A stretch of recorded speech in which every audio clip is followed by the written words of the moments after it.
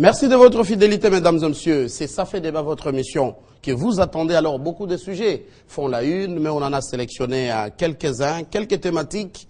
Nous parlons de l'adoption de la loi sur la répartition des sièges, projet de loi déjà adopté au Parlement, ça veut dire à l'Assemblée nationale et même au Sénat. Alors, on en parle dans Ça fait débat. Quid du processus électoral.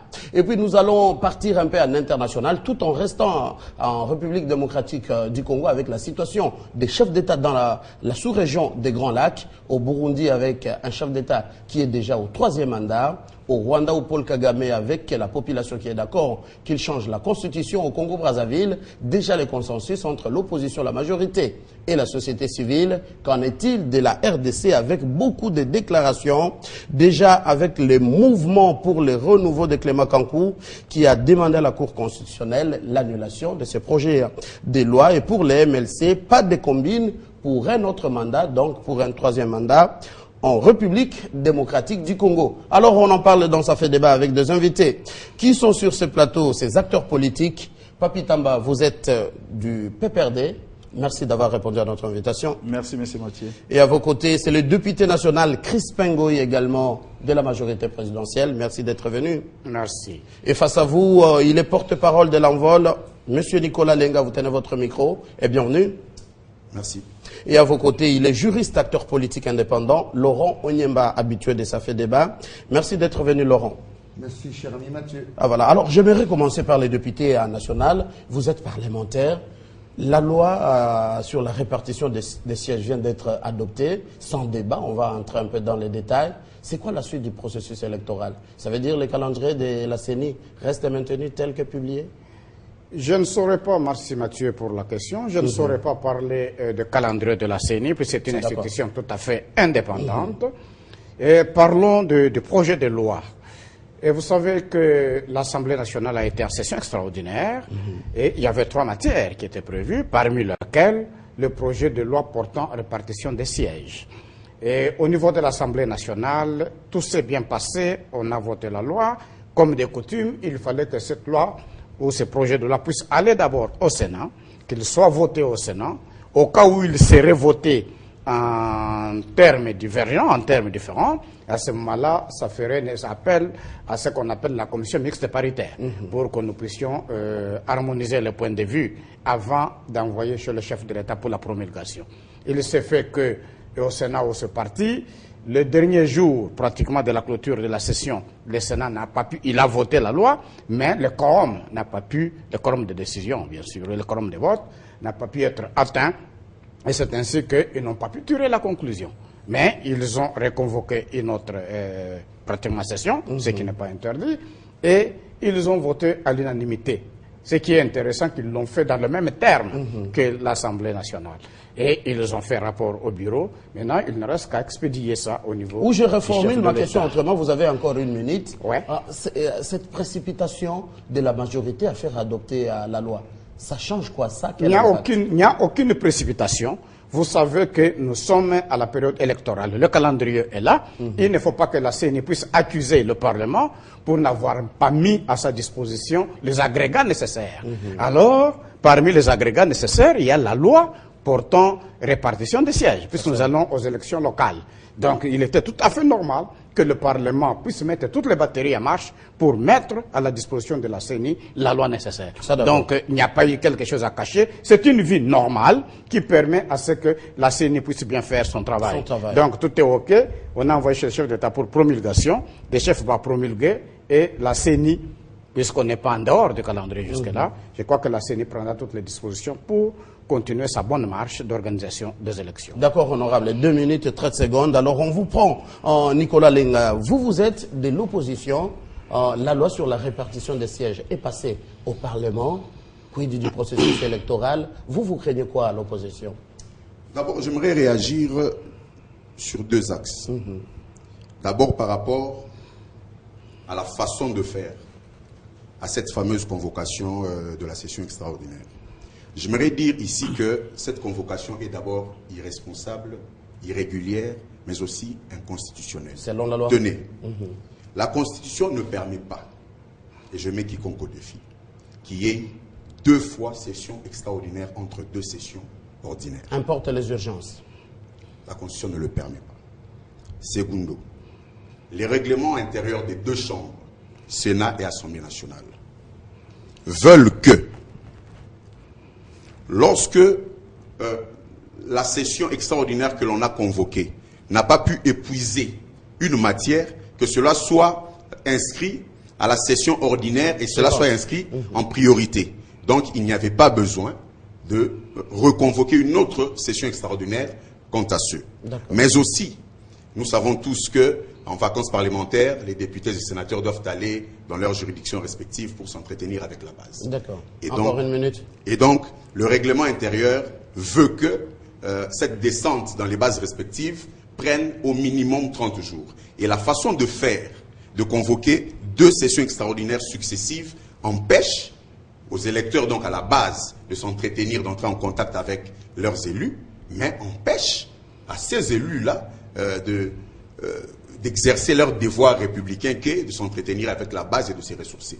Et donc, pour ces 3 cas que je viens d'expliquer et d'exposer, nous estimons que la façon de faire déjà été irrégulière et anticonstitutionnelle. Mais au-delà de ça, il y a la loi... Qu'est-ce que cela a comme conséquence? Si on peut vous tirer ces mots-là. Oui, mais déjà, nous savons tous que si les prémices sont fausses, les conclusions le seront aussi. Et donc, dans la loi elle-même, vu que on a voulu la faire passer par précipitation, parce que si elle était soumise au débat, on aurait pu mettre à nu tout ce qu'il y a comme irrégularité. Et donc la loi elle-même est porteuse de germes de beaucoup de tensions et peut-être même des conflits à venir. Alors, Papi Tamba, merci pour le respect de 2 minutes. Papi Tamba, vous êtes du PPRD. Je repose la même question, mais autrement. Ça, quelle incidence sur le processus électoral, le calendrier, l'adoption de cette loi sur la répartition des sièges? Merci Mathieu pour la question. Déjà, il faut faire observer ici que ce que la Constitution n'interdit pas, c'est qu'elle le permet. Ah, voilà. Les amis qui nous parlent de l'inconstitutionnalité de cette session, ils me surprennent un peu, parce qu'ils ne sont pas en mesure de nous brandir un article qui l'interdise. Ils ne sont pas en mesure. Vous savez, lorsque vous êtes devant un problème exceptionnel, la pratique vous demande de recourir aux solutions exceptionnelles. Et peut-être c'est l'exception qui essaie un peu de déranger les amis. Mais par-dessus tout, M. Mathieu, qu'est-ce qui doit choquer les gens? Pourquoi cette obsession de l'opposition à vouloir à tout prix écarter des élections de notre pays, les élections locales? Pourquoi cette obsession?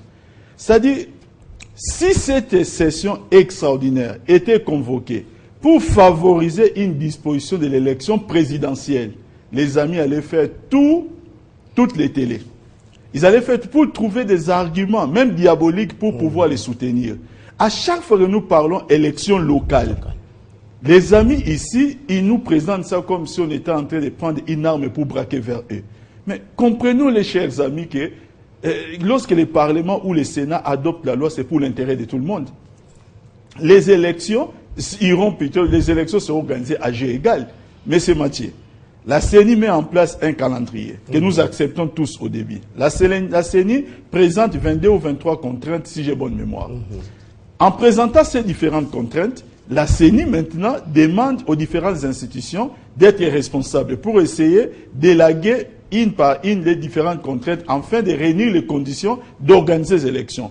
Le Parlement est aussi face à ses responsabilités. Parlant du Parlement, je fais allusion au Sénat ainsi qu'à l'Assemblée nationale. On veut nous faire croire ici sur les plateaux que les sénateurs dans notre pays sont tellement stupides que personne parmi les sénateurs ne comprenne ce que voudrait dire constitution dans ce pays.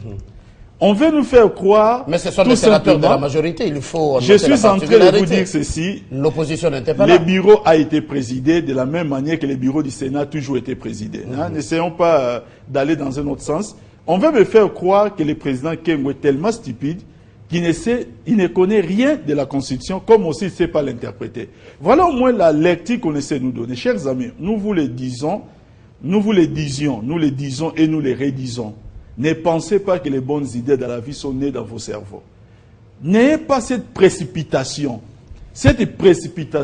d'accuser d'inconstitutionnalité tout ce que vous trouvez comme acte posé parce que cela vous dérange. Mais si c'est le cas, saisissez la Cour constitutionnelle. Ce n'est pas ici à la télé que vous allez prendre cela comme argument. Les élections locales, les élections, je parle d'eux, mais écoutez, ils peuvent saisir, bien entendu. La charge appartient à la Cour qui va statuer en toute indépendance. Mais je vous dis déjà, c'est une démarche, encore une fois de plus, un spectacle en plus voué d'avance à l'échec. D'accord. Voilà. Papi Tamba, 3 minutes. Alors, on vous prend Laurent Onyemba, on commence avec vous. Ça, quelle incidence ça va influencer négativement ou positivement l'adoption de cette loi sur la répartition des sièges? Je vous remercie, Mathieu. Apparemment, tous vous évitez de lâcher quelque chose. Je vais rapidement vous aider. Mathieu, je commence par Papi.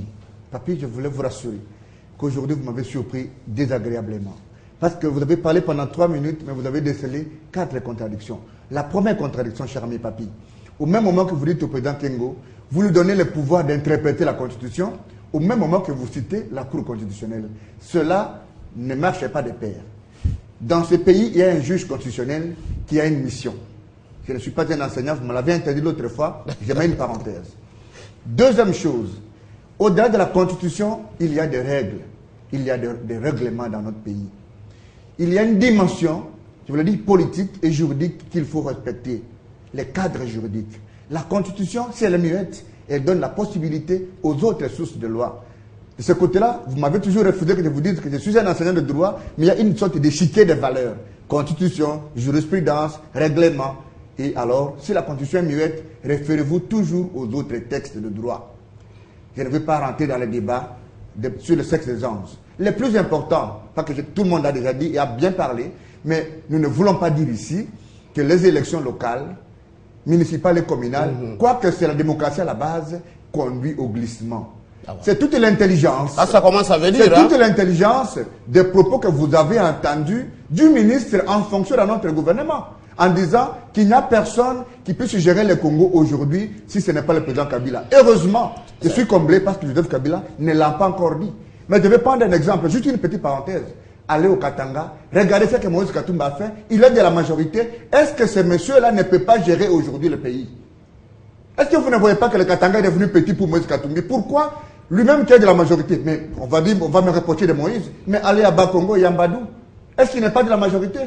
Quand il construit le stade, avec quel argent? Mais c'est insulter la majorité, qu'un membre de la majorité dise que le Congo n'a personne d'autre que Kabila. On va y arriver à tout à l'heure. Je termine en disant, cette loi-là a violé l'éthique. Je peux ne pas aller sur le terrain de constitution, de loi, mais l'intelligentsia du règlement intérieur du Sénat dit ceci. Si une matière n'a pas été terminée, épuisée au cours d'une session extraordinaire, elle est renvoyée, le confrère l'a dit, à la session prochaine. Ordinaire. Mais quelle est l'intelligentsia d'une telle disposition? Ça signifie qu'on ne peut pas juxtaposer de façon, je retire le mot, mais je les lâche quand même, de façon désavouée, 3 sections ou 2 sessions extraordinaires. Et rassurez-vous que cette section-là est la session la plus courte de l'histoire même du droit parlementaire comparé. 36 minutes. Est-ce que c'est normal? On sent la poudre. On sent une session commandée. On sent la politique. Mais rassurez-vous, je vous ai toujours dit, nous sommes à un moment important dans notre histoire. Si nous n'écrivons pas bien notre histoire, l'histoire va s'écrire d'elle-même. Ça, d'accord, Laurent. Alors, réagissez les gens de la majorité. Apparemment, il a lâché merci beaucoup, en précipitant l'adoption ou le vote de cette loi. C'est vite, nous allons au glissement. Écoutez, Mathieu, je crois que quand nous nous retrouvons sur ce plateau, nous devons éviter les sentiments. Nous devons éviter les imaginations. Nous devons éviter de parler de ce que l'on pense. Mais il faut parler de ce qui est réel et ce qui existe. Quand est-ce qu'on évite la juxtaposition? Qu'est-ce que le règlement dit? Prenons l'hypothèse, puisque les nombres de sessions ne sont pas déterminés, ne sont pas fixés. Lorsque nous arrivons, par exemple, dans une session, pendant les vacances parlementaires, et qu'on a on a donné des sessions extraordinaires, et qu'il arrive que, à quelques heures, c'est le début de la session ordinaire, et que la matière ne se termine pas, automatiquement, cette matière est virée dans la session ordinaire. Vous êtes en train de dire qu'on peut convoquer autant de sessions extraordinaires? Mais c'est clair. Selon les urgences. Oui, on peut le faire. C'est pas interdit. Voilà. C'est pas interdit. C'est pas interdit. Il faut les rappeler, c'est à la Et la durée d'une session on dit qu'une session extraordinaire est convoquée pour une durée